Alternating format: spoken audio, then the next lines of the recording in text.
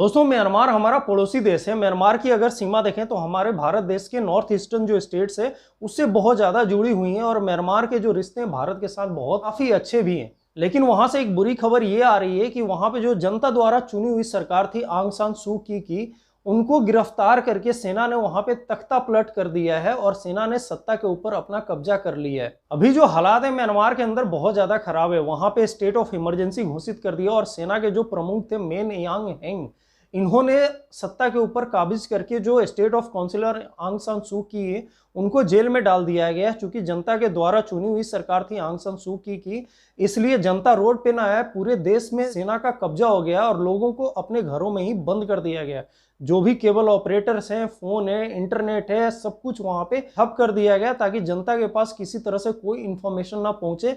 और पूरी तरह से स्टेट ऑफ इमरजेंसी बर्मा के अंदर, म्यांमार के अंदर लागू कर दिया गया है। अभी जो म्यांमार के अंदर हालात है ये कोई नया नहीं है। म्यांमार में बहुत पहले से एक रीति रिवाज प्रचलन जैसा चलता आ रहा है। यहाँ पे सेना बहुत ज्यादा मजबूत है। जब भी कोई जनता द्वारा चुनी हुई सरकार होती है उसका तख्ता पलट करके सेना ही सत्ता में आ जाती है। क्योंकि जब भी जनता द्वारा चुनी हुई सरकार जब भी सेना के खिलाफ कोई एक्शन लेती है, सेना को दबाने की कोशिश करती है, तो सेना उस पर हावी हो जाती है और तख्ता पलट का रीति रिवाज बहुत पहले से म्यांमार के अंदर चल रहा है। पूरा इतिहास इस वीडियो में बताऊंगा कि म्यांमार में कैसे तख्ता पलट होता आया है और अभी जो हालात हैं वो पूरा मामला क्या है, क्यों यहाँ पे सेना ने आंग सान सू की को गिरफ्तार करके जनता द्वारा चुनी हुई सरकार को हटा दिया है। वहां पे तख्ता पलट करके जो आर्मी जनरल है वो सत्ता के ऊपर काबिज हो गए हैं। तो आप सबसे रिक्वेस्ट करता हूं कि जुड़े रहिए मेरे वीडियो के साथ। और अगर आप मेरे चैनल पे नए आए हैं तो आप सबसे हाथ जोड़ के रिक्वेस्ट है, एक बार मेरे चैनल को प्लीज सब्सक्राइब जरूर कर दीजिए। दोस्तों, म्यांमार का पुराना नाम बर्मा है और बर्मा 1942 से पहले भारत की तरह अंग्रेजों की गुलामी में था। धीरे धीरे क्या हुआ, 1942 का जो दौर था वर्ल्ड वार 2 का दौर था और वर्ल्ड वार 2 में ब्रिटेन और जापान जो थे वो एक दूसरे के विरोधी थे। जापान धीरे धीरे बर्मा के अंदर 1942 में इन्वेड करना शुरू कर दिया और डायरेक्टली, चूंकि जापानी जो थे वो ब्रिटिशर्स को हरा नहीं सकते थे, इसलिए बर्मा के लोगों को ही इकट्ठा करना शुरू कर दिया। जापानियों ने बर्मा के लोगों को लालच दिया कि वो उन्हें मदद करेंगे ब्रिटिशर्स से आज़ादी दिलाने में। उस समय क्रांति भी बर्मा के अंदर भारत की तरह चल रहा था, ब्रिटिशर्स के खिलाफ विद्रोह चल रहा था। तो वो बर्मा जो लोग थे वो जापानियों के चंगुल में आ गए, उनके लालच में फंस गए वो।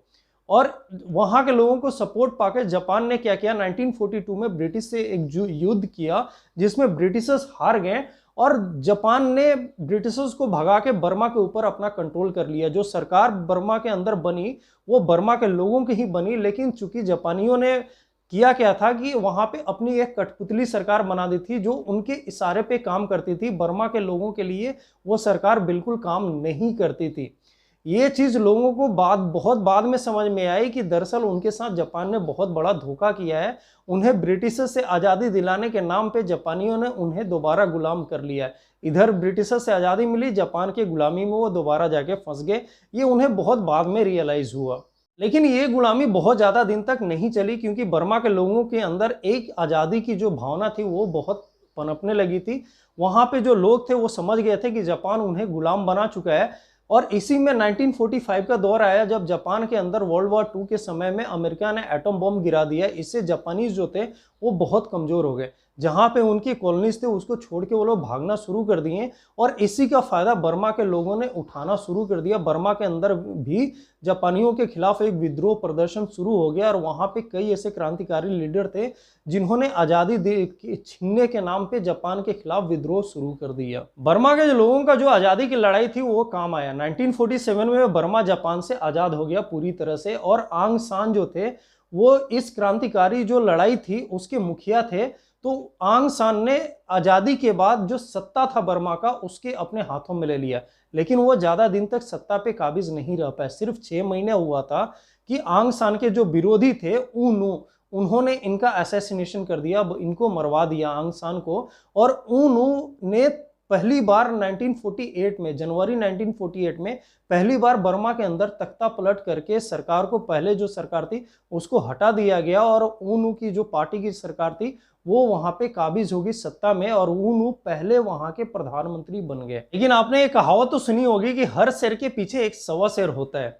तो उन्होंने जैसे तख्ता पलट करके आंग सान को मार के सत्ता में काबिज हुए थे, 14 साल तक ये प्रधानमंत्री तो रहे हैं, लेकिन उसके बाद 1962 का समय आया जब इनका भी तख्ता पलट हो गया। और इस बार तख्ता पलट करने वाला कोई विरोधी पार्टी का नेता नहीं था, बल्कि खुद सेना थी। सेना ने ही उन को सत्ता से बेदखल कर दिया और वहां पे सेना ने पहली बार सत्ता के अंदर दाखिल हुई। और यहीं से 1962 का ही दौर था। यहां से बर्मा के अंदर जो लीडरशिप थी उसमें सेना का बहाली शुरू हो गया, यानी सेना डायरेक्टली और इनडायरेक्टली वहां के सत्ता को कंट्रोल करना शुरू कर दिया। और ये पता है कब तक चला?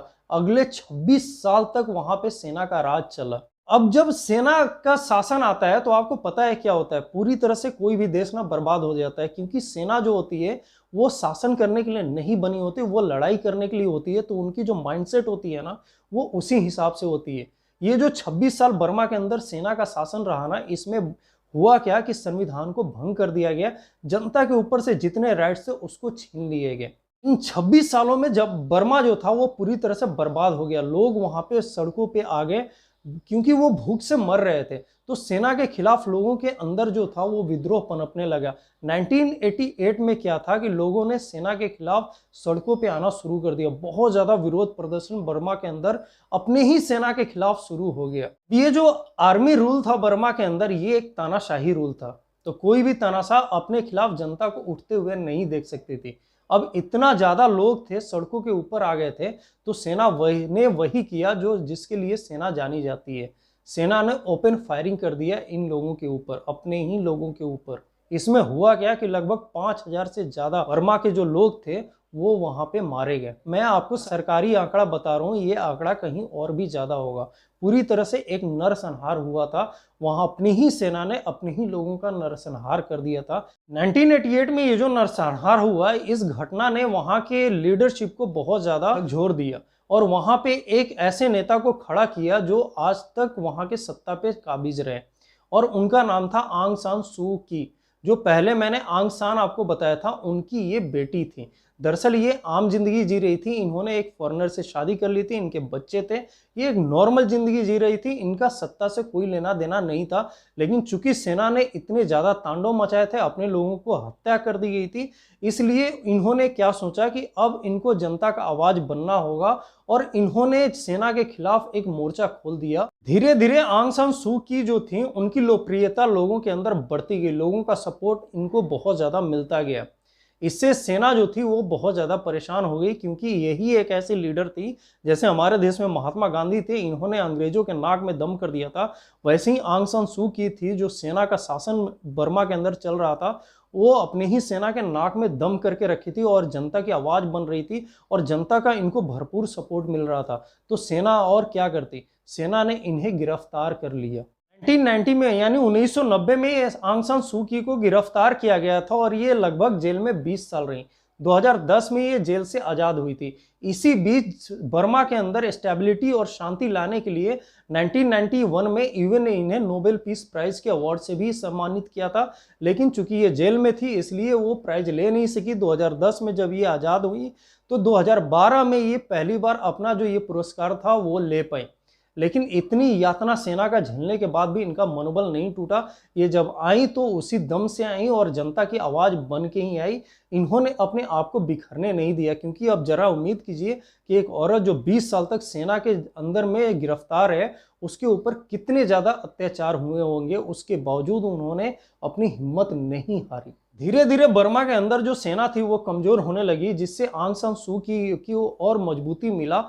आंग सान सू की और लोगों के लिए आवाज बनती गई और लोगों के जो हक था उसके लिए लड़ते रहीं। 2015 का समय आया जब पहली बार बर्मा के अंदर आम चुनाव हुआ और आंग सान सू की ने एक पार्टी बना रही थी। उनकी पार्टी को वहां पे लगभग 80% से ज्यादा लोगों के वोट मिले और बहुत ही बड़ी बहुमत से आंग सान सू की पार्टी जो थी वहां पे जीत हासिल की। उसकी मुखिया आंग सान सू की थी, लेकिन इनके साथ एक प्रॉब्लम था, और प्रॉब्लम ये था कि इनके जो हस्बैंड थे वो विदेशी थे। इसलिए संविधान के हिसाब से आंग सान सू की बर्मा के राष्ट्रपति नहीं बन सकती थी। तो कोई ना कोई बीच का रास्ता अपनाना था। तो चूंकि ये प्रधानमंत्री और राष्ट्रपति नहीं बन सकती, तो एक स्टेट काउंसिलर का पोस्ट बना दिया गया। वो स्टेट काउंसिलर आंग सान सू की को बना दिया गया, लेकिन इनके पास जो हक थे वो प्रधानमंत्री और राष्ट्रपति से कम नहीं थे। वो वहाँ की सबसे बड़ी लीडर वहाँ पे बन के स्टेट काउंसिलर के पद पे बैठी हुई थी। 2015 में स्टेट काउंसिलर बनी, लेकिन सिर्फ 5 साल ही हुआ। 1 फरवरी 2021 यानी अभी कल की बात है, वहां पे इनको फिर से गिरफ्तार कर लिया गया और सेना ने फिर से सत्ता के ऊपर अपना कब्जा कर लिया है। और जो सेना के प्रमुख थे मिन यांग हेंग, उन्होंने सत्ता की जिम्मेवारी अपने ऊपर ले ली और पूरे कंट्री के अंदर एक इमरजेंसी लागू कर दिया गया है। खबर ये आ रही है कि जो आर्मी जनरल मिन यांग हेंग थे, उनके ऊपर बहुत ज्यादा करप्शन के चार्जेस थे, जिसको आंग सान सू की देख रही थी और उनके खिलाफ कोर्ट में मुकदमा भी चला रही थी। इसी से डर के मिन यांग हेंग जो थे, उन्होंने ऐसा काम किया और आंग सान सू की को गिरफ्तार करके वहां पे तख्ता पलट करके अपनी सरकार बना दी, ताकि उनको सजा से मुक्ति मिल जाए। और इसमें यह भी माना जा रहा है कि आंग सान सू की को गिरफ्तार करने में चीन ने भी वहां के बर्मा के सेना का बहुत ज्यादा साथ दिया है, क्योंकि आंग सान सू की जो थी वो भारत के बहुत ज्यादा करीबी थी। बर्मा के अंदर चीन का किसी भी तरह से इन्फ्लुएंस होने से वो रोकते रहती थी, चीन का हमेशा एक विरोध करते रहती थी। इसलिए चीन ने वहां की सेना को भरपूर साथ दिया है, जिससे सेना वहां पे सत्ता में आ गई। पूरे देश के अंदर इमरजेंसी लागू कर दिया गया, सड़कों पे सेना है, लोगों को बाहर निकलने से मना कर दिया गया। फोन, इंटरनेट, मोबाइल नेटवर्क, सारे के सारे जो कम्युनिकेशन मीडियम है वो सबको बंद कर दिया गया है। और वो हालात आज बर्मा के अंदर बहुत ज्यादा बुरे हो रखे हैं। दोस्तों, इस वीडियो में मैंने आप सबको बताने की कोशिश करी है कि कैसे सेना ने वहां पे तख्ता पलट किया और क्यों किया। ये भी मैंने बताया कि तख्ता पलट का बर्मा के अंदर एक पुराना इतिहास है, कैसे कब वहां पे तख्ता पलट होता आया है। उम्मीद करता हूँ ये वीडियो आपको अच्छी लगी। अगर अच्छी लगी तो एक लाइक बटन जरूर दबाइएगा, और अगर आप मेरे चैनल पे नए आए हैं तो आपसे रिक्वेस्ट करता हूँ कि एक बार मेरे चैनल को प्लीज़ सब्सक्राइब जरूर कर दीजिएगा। धन्यवाद।